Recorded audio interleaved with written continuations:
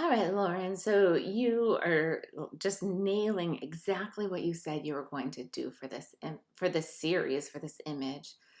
So you have your subject up against a green background. From looking at your notes, it sounds like you probably painted that background. That color was very strategically chosen to match her eyes and to really bring out the color of her hair as well. So that worked out really well for you. You have her wearing the exact outfit, even though it's covered and we can't see it. We can see that you pre-visualized this, that you had this type of shirt already figured out for this shoot. And then you have her holding this fish bowl kind of at an angle. You have her eyes distorted by the water and the shape of the bowl. And you have this fish. I'm not sure if you added that fish in afterwards or if the fish was actually in there, that also brings out the color of her eyes and brings out the color of her hair. So really beautifully put together. I'm curious how you lit this, or if you lit this, I don't know how you were able to light this and not get that bowl to just be really reflective. I think the lighting is working really well here.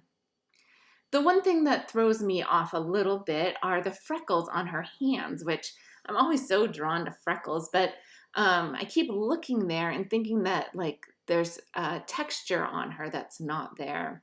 It's just part of her skin, right? And just because you're making these look so clean, I don't know if that's something you want to smooth out a little bit because it's a distraction and it's natural, and I would want you to leave it there in the way that my mind thinks. But then visually looking at it, it's a bit of a distraction. So I don't know if you can lighten that a little bit. I don't know if that's ethically seems off to you. It seems a little off to me. Um, but it's something that I want you to consider, that I do see that and it throws me off a little bit because it looks like there's something there.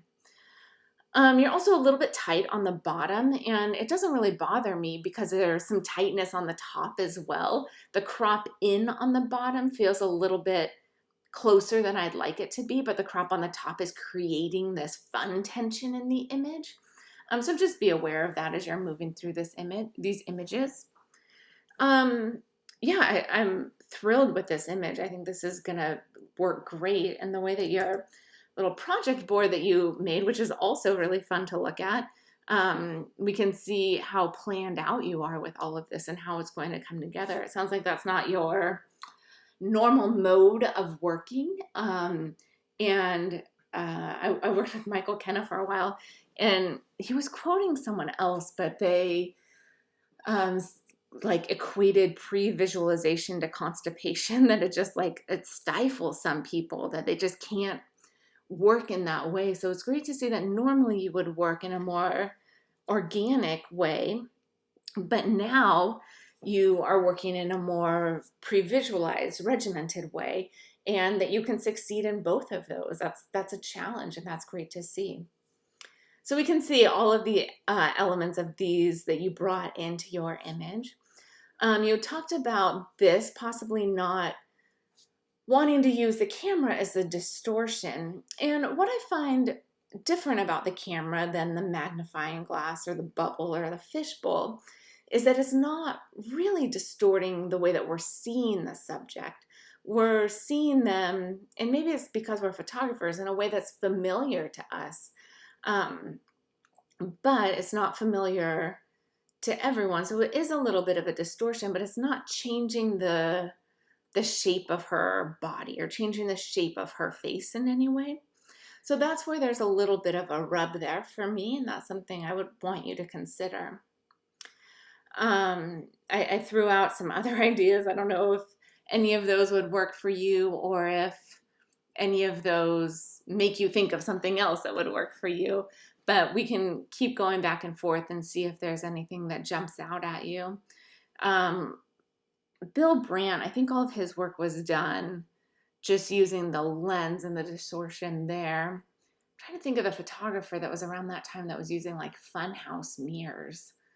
Um, I can't think of who that was off the top of my head right now.